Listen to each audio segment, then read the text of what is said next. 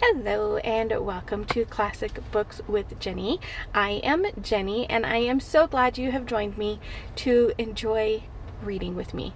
I absolutely love to read. It's my favorite activity to do when I'm not doing a lot of other things. I can't say it's my favorite activity, but it's like right up there, number one, number two. I do a lot of reading and I love being able to read out loud and share stories with everybody else. And so I'm very glad that you have joined me today while I continue to share the story of Anne of Green Gables, which was written by L.M. Montgomery. This book is such a wonderful story. It's about a girl who triumphs through a lot of things. She has a lot of little things that go wrong, like we all do in everyday life. She has some bigger problems, but throughout it all, she stays positive and she keeps trying her best to do her best and be her best. And in the process, people around her love her and help her out. And she helps to shape the world she's in, and she helps to make it a better place for the people around her, for Matthew and Marilla and her friends at school, for Miss Stacy and the preacher and his wife, and she just makes Avonlea a little bit better by her presence. And so this story just touches my heart every single time I've read it. I don't know how many times I've actually read this book. It's been a lot. So I'm very glad you have joined me for this journey. Today we are on chapter 32. The pass list is out. With the end of June came the close of the term and the close of Miss Stacy's rule in Avonlea School. Anne and Diana walked home that evening feeling very sober indeed. Red eyes and damp handkerchiefs bore convincing testimony to the fact that Miss Stacy's farewell words must have been quite as touching as Mr. Phillips had been under similar circumstances 3 years before. Diana looked back at the schoolhouse from the foot of the spruce hill and sighed deeply. "It does seem as if it was the end of everything, doesn't it?" she said dismally. "You oughtn't to feel half as badly as I do," said Anne, hunting vainly for a dry spot on her handkerchief. "You'll be back again next winter, but I suppose I've left the dear old school forever. If I have good luck, that is. It won't be a bit the same. Miss Stacy won't be there, nor you, nor Jane, nor Ruby, probably. I shall have to sit all alone, for I couldn't bear to have another desk-mate after you. Oh, we have had jolly times, haven't we, Anne? It's dreadful to think they're all over." 2 big tears rolled down Diana's nose. "If you would stop crying, I could," said Anne imploringly. "Just as soon as I put away my hanky, I see you brimming up, and that starts me off again. As Mrs. Lynde says, if you can't be cheerful, be as cheerful as you can. After all, I dare say I'll be going back next year. This is one of the times I know I'm not going to pass. They're getting alarmingly frequent." "Why, you came out splendidly in the exams Miss Stacy gave." "Yes, but those exams didn't make me nervous. When I think of the real thing, you can't imagine what a horrid, cold, fluttery feeling comes to my heart. And then my number is 13, and Josie Pye says it's so unlucky. I am not superstitious, and I know it can't make a difference, but I still wish it wasn't 13. "I do wish I was going in with you," said Diana. "Wouldn't we have a perfectly elegant time? But I suppose you'll have to cram in the evenings." "No. Miss Stacy has made us promise not to open a book at all. She says it would only tire and confuse us, and we are to go out walking and not think about the exams at all, and go to bed early. It's good advice, but I expect it will be hard to follow. Good advice is apt to be, I think. Prissy Andrews told me that she sat up half the night every night of her entrance week and crammed for dear life. And I had determined to sit up at least as long as she did. It was so kind of your Aunt Josephine to ask me to stay at Beechwood while I'm in town. You'll write to me while you're in, won't you?" "I'll write Tuesday night and tell you how the first day goes," promised Anne. "I'll be haunting the post office Wednesday," vowed Diana. Anne went to town the following Monday, and on Wednesday Diana haunted the post office, as agreed, and got her letter. "Dearest Diana," wrote Anne, "here it is Tuesday night, and I'm writing this in the library at Beechwood.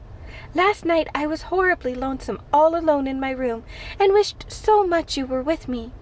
I couldn't cram because I had promised Miss Stacy not to, but it was as hard to keep from opening my history as it used to be to keep from reading a story before my lessons were learned. This morning Miss Stacy came for me, and we went to the academy, calling for Jane and Ruby and Josie on our way. Ruby asked me to feel her hands, and they were as cold as ice. Josie said I looked as if I hadn't slept a wink, and she didn't believe I was strong enough to stand the grind of the teacher's course, even if I did get through. There are times and seasons even yet when I don't feel like I've made any great headway in learning to like Josie Pye. When we reached the academy, there were scores of students there from all over the island. The first person we saw was Moody Spurgeon, sitting on the steps and muttering away to himself.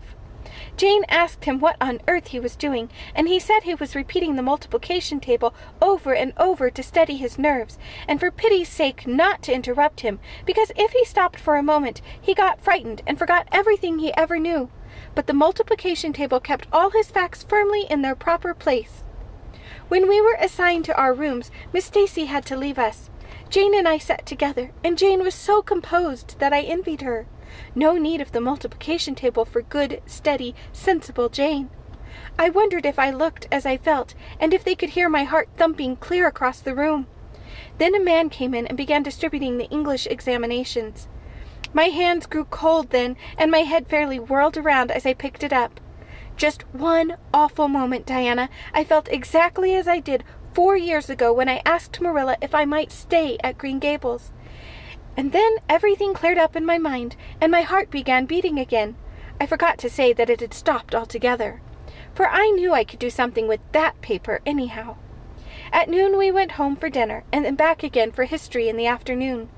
The history was a pretty hard paper, and I got dreadfully mixed up in the dates. Still, I think I did fairly well today. But, oh, Diana, tomorrow the geometry exam comes off, and when I think of it, it takes every bit of determination I possess to keep from opening my Euclid. If I thought the multiplication table would help me any, I would recite it from now till tomorrow morning. I went down to see the other girls this evening. On my way, I met Moody Spurgeon wandering distractedly around. He said he knew he had failed in history, and he was born to be a disappointment to his parents, and he was going home on the morning train, and it would be easier to be a carpenter than a minister anyhow. I cheered him up and persuaded him to stay to the end, because it would be unfair to Miss Stacy if he didn't. Sometimes I have wished I was born a boy, but when I see Moody Spurgeon, I'm always glad I'm a girl, and not his sister. Ruby was in hysterics when I reached their boarding house. She had just discovered a fearful mistake she had made in her English paper. When she recovered, we went uptown and had an ice cream. How we wished you had been with us. Oh, Diana, if only the geometry examination were over. But there, as Mrs. Lynde would say, the sun will go on rising and setting, whether I fail in geometry or not. That is true, but not especially comforting. I think I'd rather it didn't go on if I failed. Yours devotedly, Anne. The geometry examination and all the others were over in due time, and Anne arrived home on Friday evening, rather tired, but with an air of chastened triumph about her. Diana was over at Green Gables when she arrived, and they met as if they had been parted for years. You old darling, it's perfectly splendid to see you back again. It seems like an age since you went to town, and, oh, Anne, how did you get along? Pretty well, I think, in everything but the geometry. I don't know whether I passed in it or not, and I have a creepy-crawly presentiment that I didn't. Oh, how good it is to be back! Green Gables is the dearest, loveliest spot in the world. How did the others do? The girls say they know they didn't pass, but I think they did pretty well. Josie says the geometry was so easy a child of 10 could do it. Moody Spurgeon still thinks he failed in history, and Charlie says he failed in algebra, but we don't really know anything about it, and won't until the past list is out. That won't be for a fortnight. Fancy living a fortnight in such suspense! I wish I could go to sleep and never wake up until it is over. Diana knew it would be useless to ask how Gilbert Blythe had fared, so she merely said, "Oh, you'll pass all right. Don't worry." "I'd rather not pass at all than not come out pretty well on top of the list," flashed Anne, by which she meant, and Diana knew she meant, that success would be incomplete and bitter if she did not come out ahead of Gilbert Blythe. With this end in view, Anne had strained every nerve during the examinations. So had Gilbert. They had met and passed each other on the street a dozen times without any sign of recognition, and every time Anne had held her head a little higher and wished a little more earnestly that she had made friends with Gilbert when he asked her, and vowed a little more determinedly to surpass him in the examination. She knew that all Avonlea Junior was wondering which would come out first. She even knew that Jimmy Glover and Ned Wright had a bet on the question, and that Josie Pye had said there was no doubt in the world that Gilbert would be first, and she felt that her humiliation would be unbearable if she failed. But she had another and nobler motive for wishing to do well. She wanted to pass high for the sake of Matthew and Marilla, especially Matthew. Matthew had declared to her his conviction that she would beat the whole island. That, Anne felt, was something it would be foolish to hope for, even in the wildest dreams. But she did hope fervently that she would be among the first 10 at least, so that she might see Matthew's kindly brown eyes gleam with pride in her achievement. That, she felt, would be a sweet reward indeed for all her hard work and patient grubbing among unimaginative equations and conjunctions. At the end of the fortnight, Anne took to haunting the post office also, in the distracted company of Jane, Ruby, and Josie, opening the Charlottetown dailies with shaking hands and cold sink-away feelings as bad as any experienced during the entrance week. Charlie and Gilbert were not above doing this too, but Moody Spurgeon stayed resolutely away. "I haven't got the grit to go there and look at a paper in cold blood," he told Anne. "I'm just going to wait until somebody comes and tells me suddenly whether I've passed or not." When 3 weeks had gone by without the pass list appearing, Anne began to feel that she really couldn't stand the strain much longer.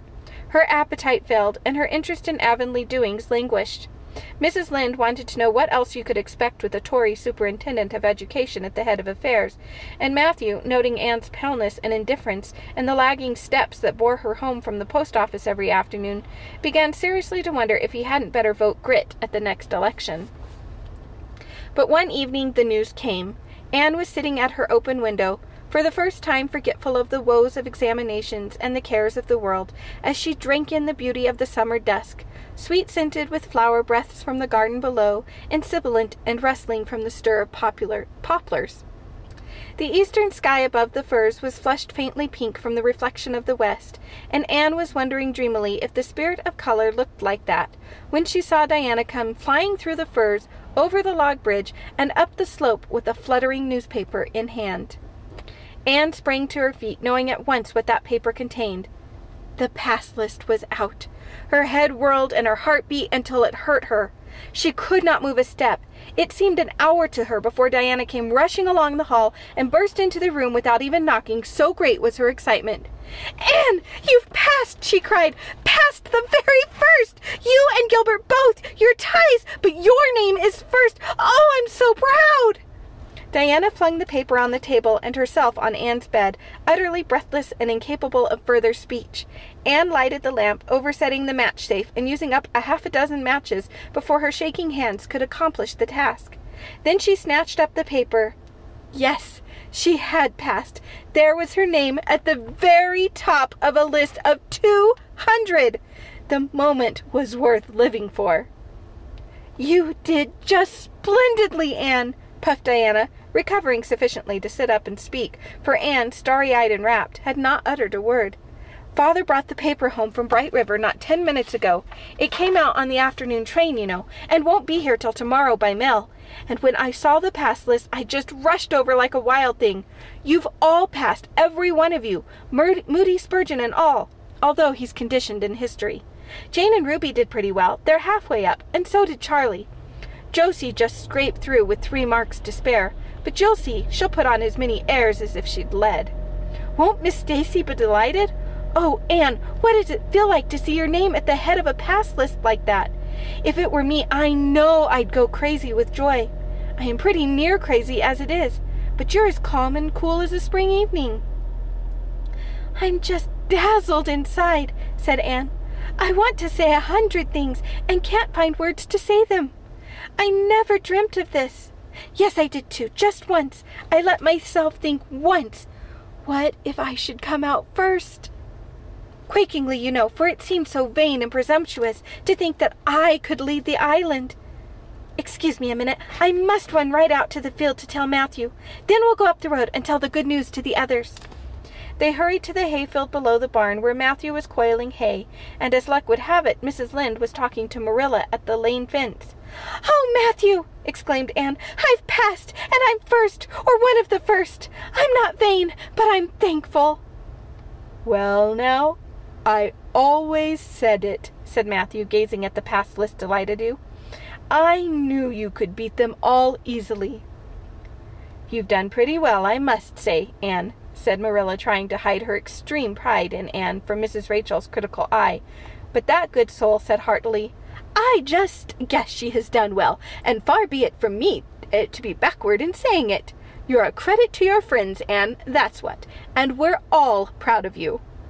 That night, Anne, who wound up the delightful evening by a serious little talk with Mrs. Allan at the manse, knelt sweetly by her open window in a great sheen of moonlight and murmured a prayer of gratitude and aspiration that came straight from her heart. There was in it thankfulness for the past and reverent petition for the future, and when she slept on her white pillow, her dreams were as fair and bright and beautiful as maidenhood might desire. Thank you once again for joining me for today's episode, which was, again, chapter 32 of Anne of Green Gables. I'm so glad you were here. If you have liked this video and you're not subscribed to it, go ahead and hit that little subscribe bell. That will just let you know when the new videos are up. We do a video a day here, so every day there's a new video, but this way you'll know when it goes up onto YouTube and it's available to watch. That part is not necessarily the same time every day because it just depends on when I'm at home and I'm connected to the internet and have that moment to upload the video. But I do thank you very much for joining me, and I can't wait to see you in tomorrow's video.